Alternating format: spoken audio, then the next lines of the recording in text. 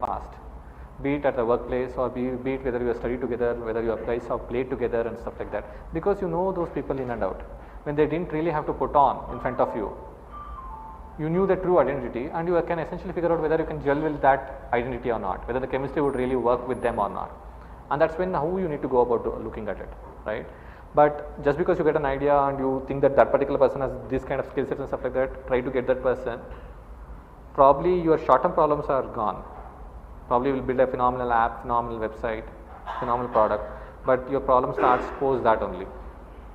You are essentially married to that co-founder.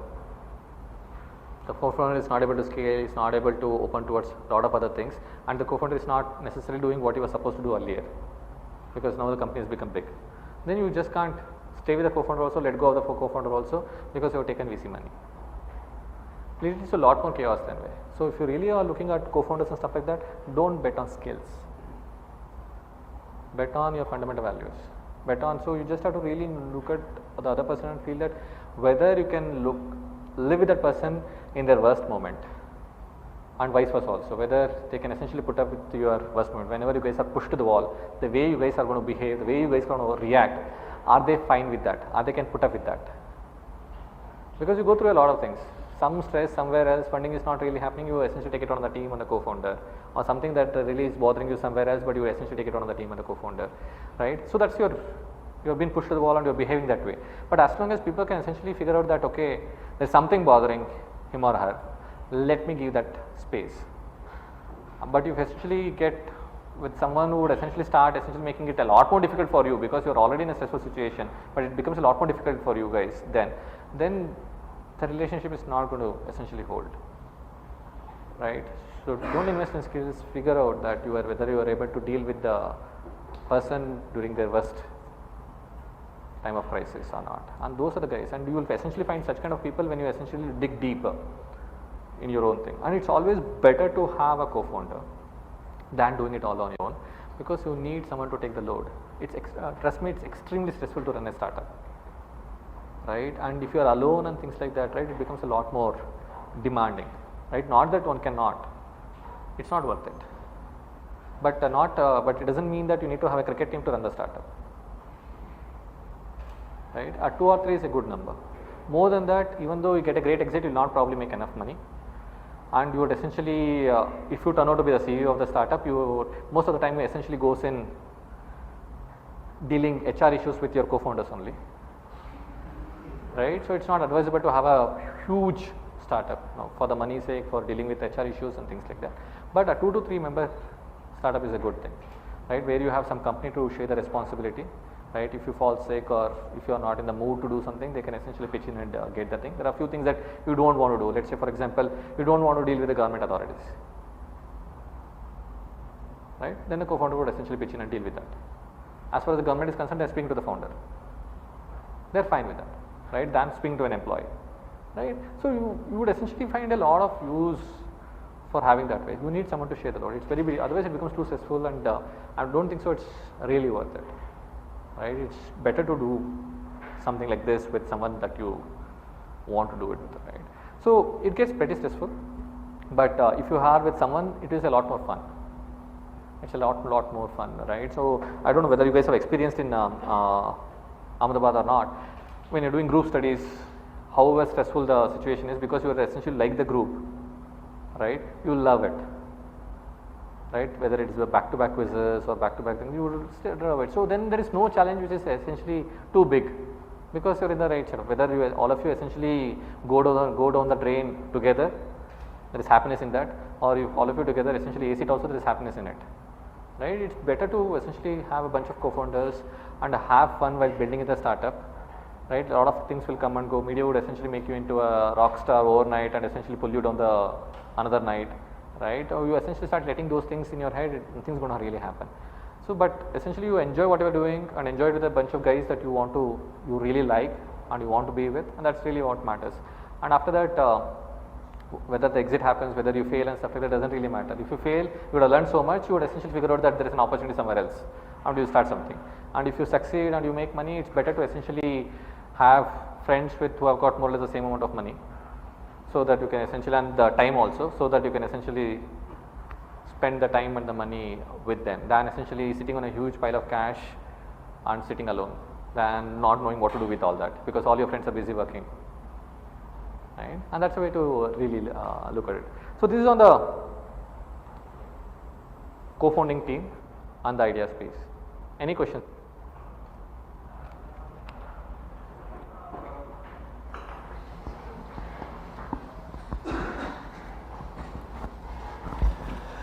Hi. The biggest problem I faced was like, how do you say no to your co-founder without upsetting them? Because, yeah, Are you married? yes, Haven't you said no to your wife at all without upsetting her? no, I do whatever she says. Only one battle at a time. Sorry? Only one battle at a time. See, it all depends on no for what.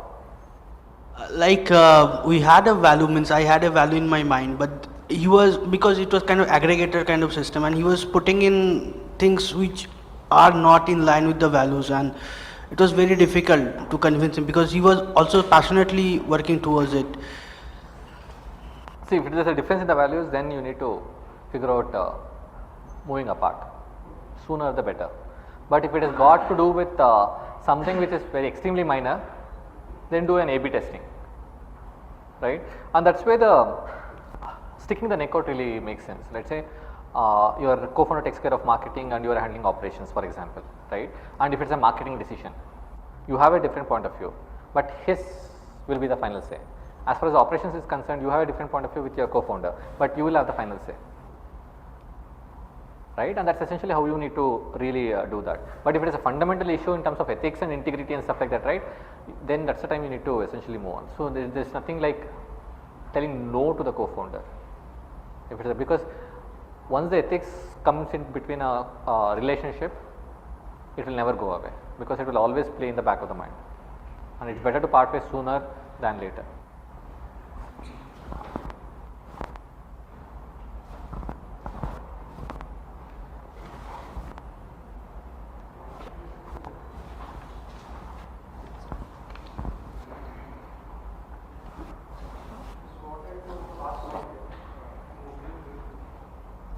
The way you could see a lot of issues during the exit of Redbus, people issues. We didn't hear any people issues during your time when you exited. So thankfully we had I knew Funny, Okay. because of which he helped me to understand what really happened there, so that I don't make the mistakes that he probably did. So, but would you say that a lot of coordination between the co-founders is required when you exit, or See, exit is a lot more challenging. It's not rational, right? Running a business probably is more rational than probably getting an exit, because there's a phenomenal amount of emotion that is involved, because it's your baby and you don't want to let go of the baby. So not many people would be in line with that, right? So it becomes a lot more difficult. But I think one has to give time for the person to really start growing into that situation, right? And try to figure out what is the rational way to really do it. But between co-founders, there will always be a lot of disagreements. Okay. As the company is growing. It's not just for the exit, right? Doing the running of the company also, there's a lot of disagreements and stuff like that. As long as you know who is the decision maker for that particular role, right? You agree to disagree and still move on, right? When it comes to the exit, you figure out who the CEO is, right? It's the CEO's call. You can agree to disagree, but it is the CEO's call, right? Whatever is the call, they need to live with that, right? So that's it. So what to the same thing, right? So have responsibilities, clearly defined responsibilities, stick your neck out. But if something is struggling, put all hands on deck, but that person is responsible, right? If there is a differing point of view, whoever is responsible would essentially have the final say on that. That's how to make progress. Thank you. Otherwise, you essentially get into a deadlock, there is no progress, right? The last thing that we need to really do it is to deliberating too much on making the right decision, right? That's not going to happen. That's not going to help at all. I think the fundamental difference in the way we grew, and probably other companies who couldn't really grow in that particular, in this space, was we used to make decisions extremely fast, right? We made a lot of wrong decisions than the right decisions, but the impact of getting those right decisions sooner far outweighed the wrong decisions that we made, right? We never deliberated too much on making a decision. We essentially used to make a decision and work towards making it right. than essentially spending too much of time in making the right decision. And one last thing,